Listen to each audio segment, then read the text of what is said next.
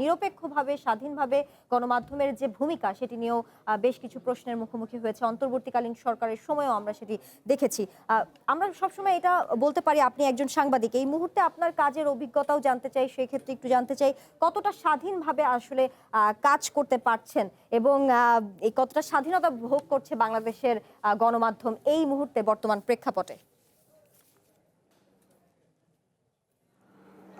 প্রথমে আপনাকে ধন্যবাদ এবং সাইফুল আলম চৌধুরীকে ধন্যবাদ। আমরা একসময় এই চ্যানেল ওয়ানই কলিগ ছিলাম, আজকের এই পুনর্যাত্রায় সাইফুল ভাইকে টক শোতে একসাথে পেয়েছি।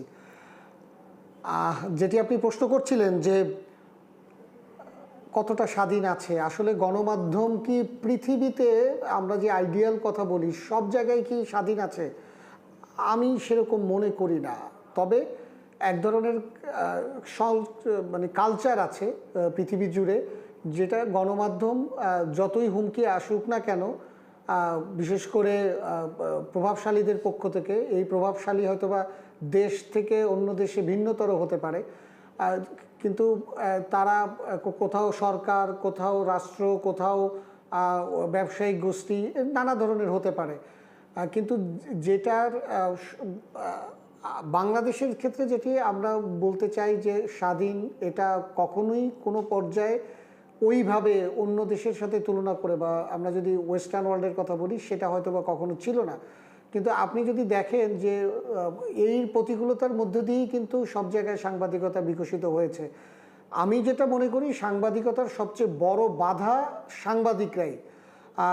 প্রথম যে আলোচনায় যেটি বলা হয়েছিল যে আমরা সাংবাদিকরা কারো না কারো পকেটে ঢুকে যাই, এই বাস্তবতাটা কিন্তু আমরা অনেক সময় বলি না, আমরা সাহস করে বলি না, বা অথবা আমরা আমাদের নিজেদের দোষটা ঢাকতে চাই না বা বলতে চাই না, ঢাকতে চাই বলতে চাই না। তো সেই দোষটা বলতে চাই না বলে আমরা সেটা সামনে নিয়ে আসি না। কারণ সাহস করে, আমি যদি বলতে পারি যে সাহস করে সাংবাদিকতা যদি কেউ করে, কেউ যদি দাঁড়ায়, তাহলে তার জন্য কখনোই কোনো আমলেই বাধা হয় না।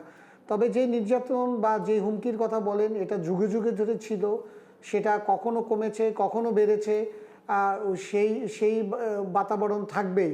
আপনি যদি ইউএসের কথা বলেন, আপনাকে আমি বলতে পারি যে এখনও প্রেস কনফারেন্সে যদি আপনি, যেখানে সাংবাদিকতার সবচেয়ে বড় স্বাধীনতার জায়গার কথা বলে আমাদেরকে পাঠ পড়ানো হয়, সেখানেও ডোনাল্ড ট্রাম্প কিন্তু তার প্রেস কনফারেন্সে এই যে রাবিশ কোশ্চেন, এই তুমি থামো, এর কোনো কথা হয় না, এই নানা ধরনের হুমকিমূলক কথাবার্তা, তাদেরকে হেনস্থা করার কিন্তু তিনি চেষ্টা করেন। এবং কাজী বলতে পারেন যে পৃথিবী জুড়েই গণমাধ্যমকে এক ধরনের চাপে ফেলার সংস্কৃতি আছে। কিন্তু আমাদের দেশে যেটা সমস্যা হয়েছে যে আমরা, একটা কথা আছে না যে আপনি মুরগি জবাই করবেন, কিন্তু আপনি যদি জবাই হওয়ার জন্যই গলাটা সামনে পেতে দেন, তাহলে তো আপনি জবাই হবেনই। তো মুরগি যদি এসেই আপনার সামনে ছুরির সামনে বসে পড়ে যে আমাকে জবাই করেন, তা আমাদের ক্ষেত্রে অনেক সময় আমরা সাংবাদিকরা আমাদের গলাটা বাড়িয়ে দিই জবাই হওয়ার জন্য, অর্থাৎ আমাদের স্বাধীন সাংবাদিকতাটাকে শেষ করে দেওয়ার জন্য। সেটা যুগে যুগে হয়েছে, আমাদের মধ্যে চাটুকারিতার জন্ম নিয়েছে, বিভিন্ন যুগে যুগে চাটুকার সাংবাদিকরা আমরা দেখেছি যে তারা বিভিন্ন জায়গায় তাদের প্রভাব, তাদের প্রতিপত্তি, সেটা হয়েছে। তো সেই জায়গাগুলো হয়তোবা এখন আমরা বলছি এবং সেই কালচারটা পরিবর্তনের কথা আমরা বলছি। আমার ধারণা যে সেটা কখনোই বন্ধ হবে না, কিন্তু হয়তোবা এক সময় গিয়ে এটা কমে আসবে, এবং সেইটা যখন কমে আসবে এবং যখন আমরা সাহস নিয়ে আসলে কথা বলা শুরু করব, দাঁড়াতে পারবো, তখন হয়তো স্বাধীন সাংবাদিকতার ক্ষেত্রটা তৈরি হবে। এক্ষেত্রে বলে রাখা দরকার যে এই যে আমাদের চ্যানেল ওয়ান 2010 সালে বন্ধ করে দেওয়া হয়েছিল, এবং সেটা তো একেবারেই রাজনৈতিক কারণে। চ্যানেল ওয়ানকে আপনি বলতে পারবেন না যে ওই কয়েক বছরের মধ্যে চ্যানেল ওয়ান এমন কোনো সংবাদ প্রচার করেছে যার কারণে কেউ এসে চ্যানেল ওয়ানকে বন্ধ করে দিতে পারে বা এরকম কোনো পরিস্থিতি তৈরি করতে পারে। কিন্তু আপনি নানা ধরনের ফাঁক ফোকর খুঁজেছেন, আপনি রাজনৈতিক প্রতিহিংসামূলকভাবে এই চ্যানেলটাকে বন্ধ করে দেওয়ার, আপনি যারা ক্ষমতায় ছিলেন তারা চেষ্টা করেছেন।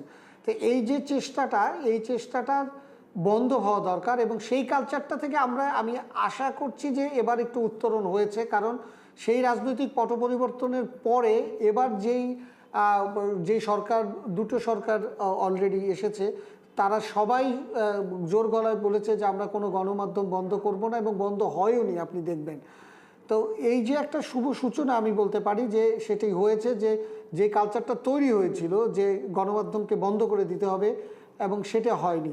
আবার যেটি সাইফুল ভাই বলছিলেন যে অনেক অনেক গণমাধ্যম তার ক্লায়েন্ট চেঞ্জ করেছে, এটাও সত্য।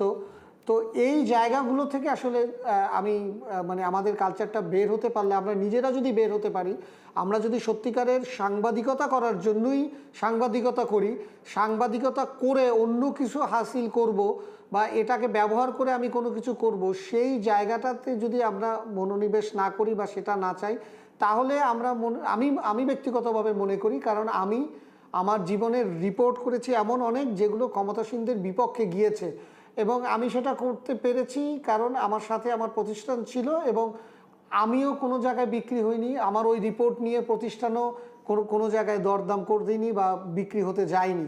কাজেই ওই জায়গাগুলোতে থেকে যে পারা যায়, এই চ্যানেল ওয়ানেও আমরা পেরেছিলাম 2006 সালে, এরকম অনেক রিপোর্টের উদাহরণ আমরা দিতে পারবো যে আমরা প্রভাবশালীদের বিরুদ্ধে রিপোর্ট করে আমরা দাঁড়িয়ে থাকতে পেরেছিলাম। কিন্তু পরবর্তীতে একটা বড় ঝড় এসে সেটি আমাদেরকে বন্ধ করে দেয়। তো গণমাধ্যমের টুটিটাই তো চেপে ধরা হয়েছিল তখন, এবং সেই ধারাবাহিকতা শুধু চ্যানেল অল না, আরও বেশ কয়েকটি দিগন্ত টেলিভিশন সহ আরও অন্যান্য টেলিভিশন বন্ধ করে দেওয়া হয়েছে।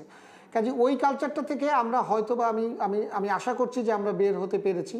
তো এই ধারাবাহিকতা অব্যাহত রাখলে, আর আমরা সাংবাদিকরা নিজেরা যদি ঠিক হই, তাহলে আমি মনে করি যে আমরা আসলে সামনের দিনগুলোতে সত্যিকার অর্থে যেটি বর্তমান প্রধানমন্ত্রীও যেটি জোর গলায় করে বলছেন, এবং যারা ক্ষমতায় আছেন তারাও যেটি অন্ততপক্ষে প্রকাশ্যে বলছেন, এবং সেই জায়গাটা থেকে আমাদের মনে হয় যে এখন আমাদের বের হয়ে আসলে একটা ভালো সময় আমরা সামনের দিনগুলোতে গণমাধ্যমের জন্য দেখব। নিশ্চয়ই আমাদেরও সেই প্রত্যাশা আছে। পারভেজ রেজা, আপনাকে ধন্যবাদ।